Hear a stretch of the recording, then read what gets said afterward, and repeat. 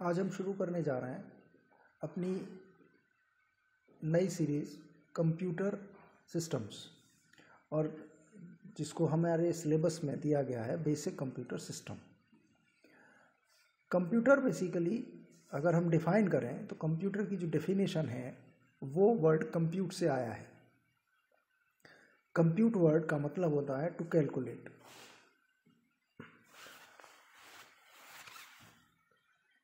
इसका मतलब हुआ कि इनिशियली कंप्यूटर को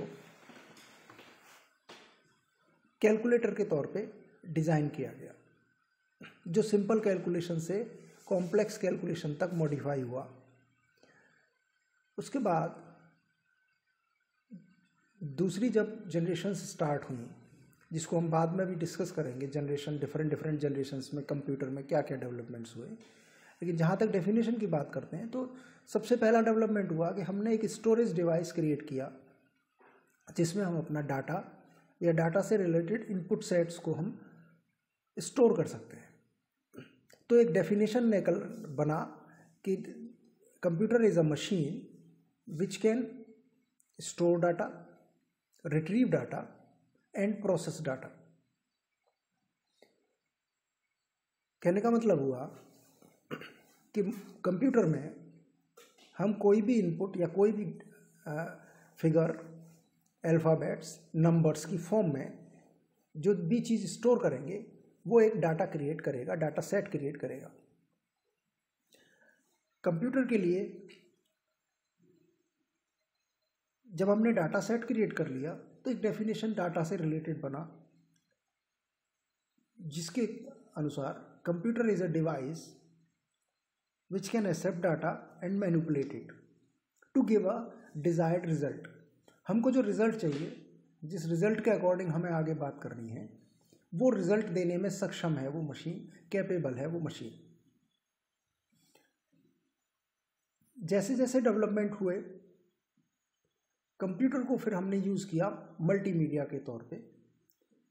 केवल कैलकुलेशन से ना चल के फिर मल्टीमीडिया और अदर एप्लीकेशंस में भी हम कंप्यूटर को यूज़ करने लगे। तो एक नया डेफिनेशन बना, उसके अकॉर्डिंग कंप्यूटर एक डिवाइस है जो इनपुट जिसको हम दे सकते हैं, और मशीन उन इनपुट्स के प्रोसेसिंग के बाद हमको कोई meaningful information according to our inputs हमें रिजल्ट के तौर पे दे सकती है, जो हमको काम जिससे हमको काम है।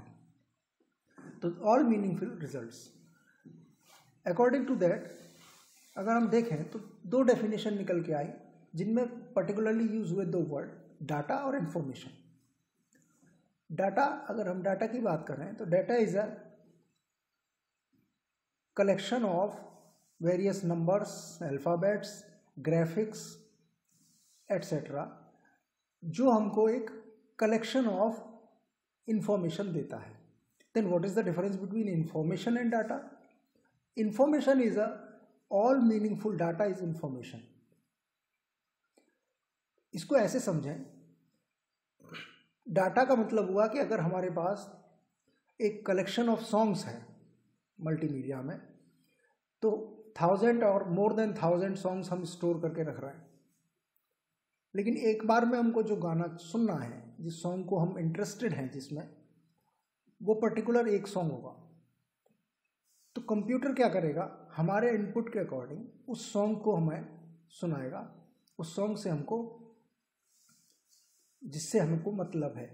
तो कहने का मतलब हुआ कि वो पर्टिकुलर सॉन्ग जो होगा वो हमारे लिए मीनिंगफुल डाटा है।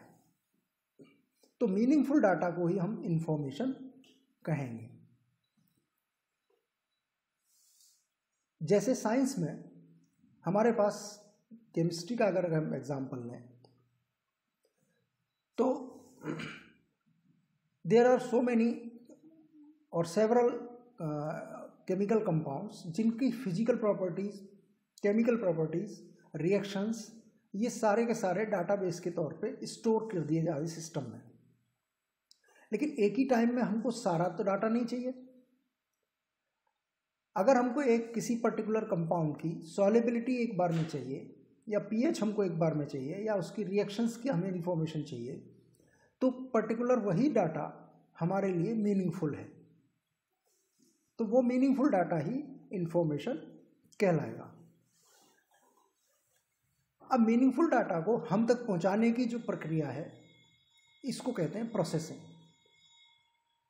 तो कोई भी कंप्यूटर उस डाटा को हम तक रिट्रीव करने यानी हम तक पहुंचाने के लिए जो भी काम करेगा वो पूरा का पूरा प्रोसेसिंग का पार्ट होगा, उसको हम प्रोसेसिंग कहेंगे। आजकल कंप्यूटर को अगर हम देखें तो जो भी केमिकल लेबोरेटरीज हैं उनके सारे instruments, advance instruments PC based हैं, कंप्यूटर बेस्ड हैं, जो एक पर्टिकुलर कंप्यूटर प्रोग्राम पे काम करते हैं। तो कैरेक्टरिस्टिक अगर हम बात करें कंप्यूटर की, क्यों कंप्यूटर को हमने इतना वेटेज दिया और यूजफुल माना, तो सबसे बड़ी और सबसे अच्छी जो कैरेक्टरिस्टिक है जिसकी वजह से कंप्यूटर को हमारी जगह यूज़ करते हैं वो है स्पीड। कोई भी कैलकुलेशन हम मैनुअली करते हैं तो मैनुअली करने में जो टाइम लगता है उसके अकॉर्डिंग कंप्यूटर का जो टाइमिंग है वो बहुत कम है, यानी स्पीड जो कंप्यूटर की है वो बहुत ज़्यादा है। नॉर्मली ह्यूमन नेचर या ह्यूमन के लिए जो स्मॉलेस्ट यूनिट है टाइम की वो है सेकेंड। हम सेकेंड से ज़्यादा कम पे काम नहीं करते,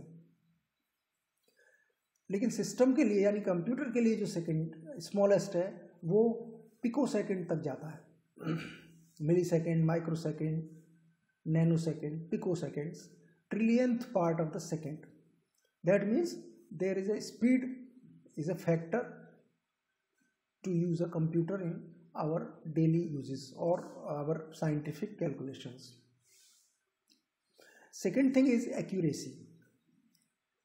जो भी कॉम्प्लेक्स रिएक्शंस हैं, कॉम्प्लेक्स कैलकुलेशंस हैं, उन कॉम्प्लेक्स कैलकुलेशंस में मैनुअली हमें एक्यूरेसी नहीं मिलती। दूसरा, वो कॉम्प्लेक्स कैलकुलेशंस हमको टाइम कंज्यूमिंग होती हैं।